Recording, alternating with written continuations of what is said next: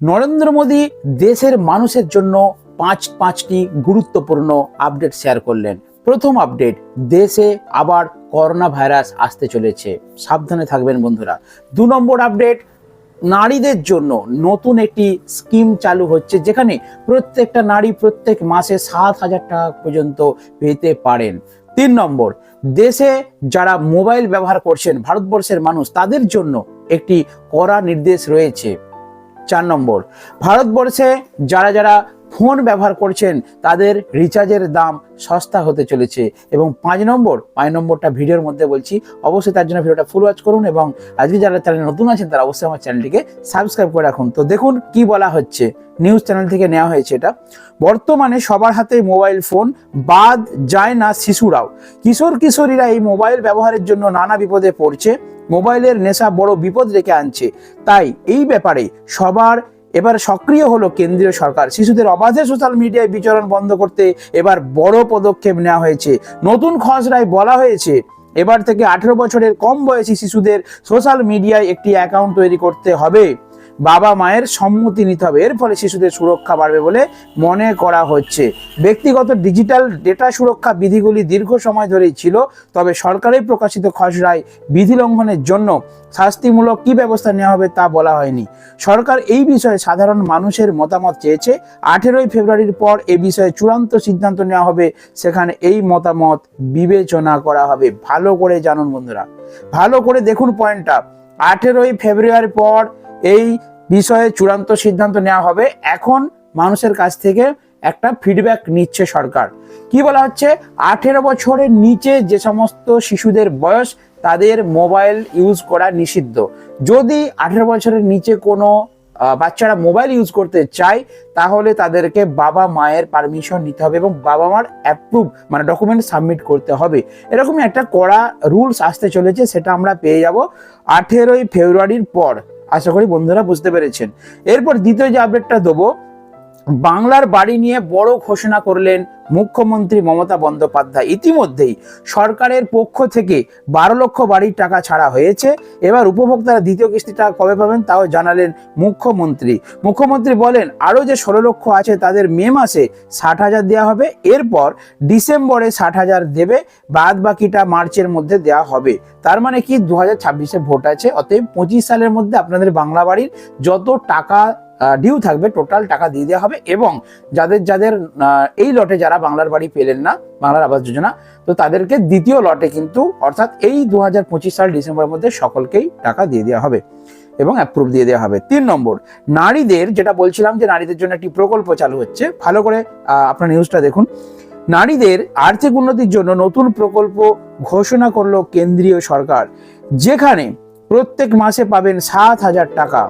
বা সারা দেশে নারীদের আর্থিক সহায়তা প্রদানের উদ্দেশ্যে এই প্রকল্প চালু করা হয়েছে। এটি হলো বীমা সখী যোজনা।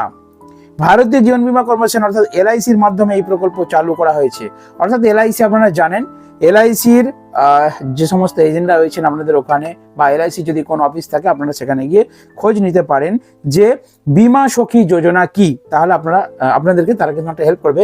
আমি বিস্তারিত বলছি। ভারতীয় জীবন বীমা কর্পোরেশনের মাধ্যমে এই প্রকল্প চালু হয়েছে। এই প্রকল্পের লক্ষ্য নারীদের প্রশিক্ষণ ও কর্মসংস্থান প্রদান করা, তাদেরকে আত্মবিশ্বাসী করে তোলা এবং আর্থিক সচেতনতা বৃদ্ধি করা। নারীদের আর্থিকভাবে স্বাবলম্বী করার উদ্দেশ্যে এটি একটি গুরুত্বপূর্ণ প্রকল্প। বীমা সখী যোজনার বৈশিষ্ট্য কি? এলআইসি প্রদত্ত বীমা সখী প্রকল্প হলো একটি 3 বছরের আর্থিক সহায়তা প্রকল্প। এর লক্ষ্য হলো নারীদেরকে কর্মসংস্থান তৈরি করা এবং আর্থিকভাবে স্থিতিশীল করা। এলআইসি প্রদত্ত বীমা সখী অর্থাৎ এমসিএ বীমা সখী প্রকল্প করার জন্য কি কি যোগ্যতার দরকার সেটা দেখুন। শুধুমাত্র নারীদের জন্যই হবে এটা। ন্যূনতম 10ম শ্রেণী পাস অর্থাৎ মাধ্যমিক পাস হতে হবে, তাহলে আপনারা এই বীমা সখী যোজনা করতে পারবেন। বয়স সীমা 18 থেকে 70 বছর, অর্থাৎ 18 বছর বয়স থেকে 70 বছর বয়স পর্যন্ত যাদের বয়স, তারা কিন্তু এই যোজনা করতে পারবেন। এলআইসির এজেন্ট হিসাবে প্রশিক্ষণ নেওয়া এবং গ্রামীণ এলাকায় কাজ করা। বয়সের প্রমাণপত্র লাগবে, ঠিকানার প্রমাণপত্র লাগবে, শিক্ষাগত যোগ্যতা শংসাপত্র লাগবে এবং সাম্প্রতিক তোলা পাসপোর্ট সাইজের ফটো। অর্থাৎ এই 4 রকমের ডকুমেন্টস নিয়ে আপনারা কিন্তু বীমা সখী যোজনা করতে পারবেন। এবারে আসছি 5 নম্বর পয়েন্টে। আপনার কাছে থাকা এটিএম কার্ড বা ক্রেডিট কার্ডে অবশ্যই 3 অঙ্কের একটি সিভিভি নম্বর থাকে। আপনারা জানেন সেটা এটিএম কার্ডের পেছনে থাকে সিভিভি নম্বর, দেখবেন চাপা দেওয়া থাকে, ডান দিকে সাদা জায়গায় লেখা থাকে সিভিভি কোড। এই নম্বরটি কার্ড ভেরিফিকেশন ভ্যালু হিসাবে পরিচিত। আপনি যেখানে পেমেন্ট করেন এই নম্বরটি প্রয়োজন হয়। এই নম্বর ছাড়া আপনার কার্ড যাচাই করা যায় না। আপনি যেখানে পেমেন্ট করেন এই নম্বরটি প্রয়োজন। যদি কার্ডের তথ্যের সাথে এই নম্বর কোনো প্রতারকের হাতে পড়ে যায় তবে আপনার ব্যাংক অ্যাকাউন্টটি খালি হয়ে যেতে পারে। ভালো করে বুঝুন। অনেকেই আপনাদেরকে ফোন করে বা ফ্রড কল আসে মোবাইলে যে আমরা ব্যাংক থেকে বলছি আপনাদের অ্যাকাউন্টটি লক পড়ে গেছে, এটিএম কার্ডটা বের করুন, একটা ওটিপি গেছে মোবাইলের, বলুন এই সিভিভি কোডটা বলুন। ওই যে সিভিভি কোড জানতে চাই, এটা হচ্ছে সেই সিভিভি কোড। এটিএম কার্ডের পেছনে সিভিভি একটা কোড আছে, এটা ভুল করে আপনারা কাউকে দেবেন না বা কাউকে শেয়ার করবেন না। যদি আপনার কার্ড হারিয়ে যায় তাহলে ওই সিভিভি কোড দ্বারা কিন্তু তারা আপনার টাকা ট্রান্সফার করে নিতে পারে, আপনার অ্যাকাউন্টটা হ্যাক করতে পারে। অতএব আপনারা কি করবেন, আপনারা যদি এটিএম কার্ড হারিয়ে যায় আপনারা নিকটবর্তী সঙ্গে সঙ্গে ব্যাংকে গিয়ে আপনার এটিএম কার্ডটি লক করবেন। আশা করি বন্ধুরা বুঝতে পেরেছেন। অর্থাৎ সিভিভি নাম্বার এটিএম কার্ডের কিন্তু খুবই গুরুত্বপূর্ণ। এবার আসছি মেন টপিকে, করোনা ভাইরাস। চীনে আবারও দেখুন ভালো করে কি বলা হচ্ছে প্রতিবেদনে, চীনে আবারও করোনার মতো পরিস্থিতি তৈরি হয়েছে।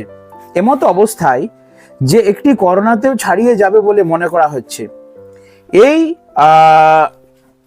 কারণে মানুষ আতঙ্কিত এবং এখন হিউম্যান মেটাফেনোমো ভাইরাস এর সংক্রমণজনিত কারণে চীনে স্বাস্থ্য জরুরি ব্যবস্থা ঘোষণা করা হয়েছে। মানে চীনে শুরু হয়ে গেছে। এই ঘটনার পরে কি আবারও করোনার মতো লকডাউন চালু হবে? এই কারণে মানুষ আতঙ্কিত। এখন হিউম্যান মেটাফেনোমো ভাইরাস এর সংক্রমণজনিত কারণে চীনে কিন্তু জরুরি অবস্থা ঘোষণা করা হয়েছে। চীনের সর্বত্র মানুষ মাস্ক পরে ঘুরছে, যেখানেই যাক না কেন স্যানিটাইজার ব্যবহার বাধ্যতামূলক করা হয়েছে। চীনে আবারও স্বাস্থ্য জরুরি অবস্থার কবলে পড়েছে। বর্তমানে পরিস্থিতি থেকে ভারতেও সংক্রমণের ভয় দেখা দিচ্ছে। অর্থাৎ চীনে কিন্তু শুরু হয়ে গেছে করোনা ভাইরাস। এবারে করোনা নয়, ভাইরাসটার নাম কি বলা হচ্ছে, হিউম্যান মেটাফেনোমো ভাইরাস। হিউম্যান মেটাফেনোমো ভাইরাস মানে নতুন ভাইরাসের উৎপত্তি ঘটে গেছে, চীনে শুরু হয়ে গেছে। স্বাস্থ্য দপ্তর থেকে অ্যানাউন্সমেন্ট করা হয়েছে যে মাস্ক পরে ঘুরতে হবে সকলকে এবং স্যানিটাইজার ইউজ করতে হবে। অর্থাৎ আপনারা জানেন এর আগে লকডাউন পড়েছিল আমাদের ভারতবর্ষে করোনা ভাইরাসের প্রকোপে। সেই করোনার উৎপত্তি স্থল কোথায়? চীনে। অর্থাৎ সেই চীন থেকে আবার কিন্তু ভাইরাস নতুন বেরিয়েছে, নামটা আমি মনে রাখতে পারছি না, হিউম্যান মেটাফেনোমো ভাইরাস। তো সেই ভাইরাস চীন কিন্তু আক্রান্ত এবং চীনে কিন্তু জরুরি অবস্থা, স্বাস্থ্য পরিষেবায় জরুরি অবস্থা জারি করা হয়েছে এবং তার প্রকোপ কিন্তু বিভিন্ন পৃথিবীতে প্রত্যেকটা দেশে আস্তে আস্তে বাড়বে। এটা আপনারা জানেন, যেভাবে কি করোনা ছড়িয়েছিল। তাই বন্ধুরা সচেতন হয়ে যান, সাবধানে থাকুন, এখন থেকেই মাস্ক পরে ঘুরুন এবং স্যানিটাইজার ইউজ করুন। কারণ আগে থেকেই সেফটি নিয়ে নিলে আমার মনে হয় অনেকটাই সুরক্ষিত থাকবেন আপনারা। তো যাই হোক বন্ধুরা, করোনা আসছে দেশে, তারই খবর একটা দেখলাম তাই আপনাদেরকে শেয়ার করলাম। তো বাংলার বাড়ির টাকাও আপনারা পেয়ে যাবেন, মুখ্যমন্ত্রী ঘোষণা করেছে। আর তার পাশাপাশি আজকের প্রতিবেদন আপনারা দেখতে পেলেন যে নারীদের জন্য নতুন একটি প্রকল্প এলআইসির মাধ্যমে চালু করা হয়েছে। তো আশা করি বন্ধুরা বুঝতে পেরেছেন। তো চলো বন্ধুরা, আজকে ভিডিওটা এখানে শেষ করলাম। দেখা হবে নেক্সট ভিডিওতে। বন্ধুরা ভালো থাকবেন, সুস্থ থাকবেন। আর যদি রাজ্য সরকার, কেন্দ্র সরকার বিভিন্ন আপডেট খবর জানতে চান তাহলে আমার এই ছোট্ট চ্যানেলটিকে অবশ্যই একটু সাবস্ক্রাইব করে রাখুন।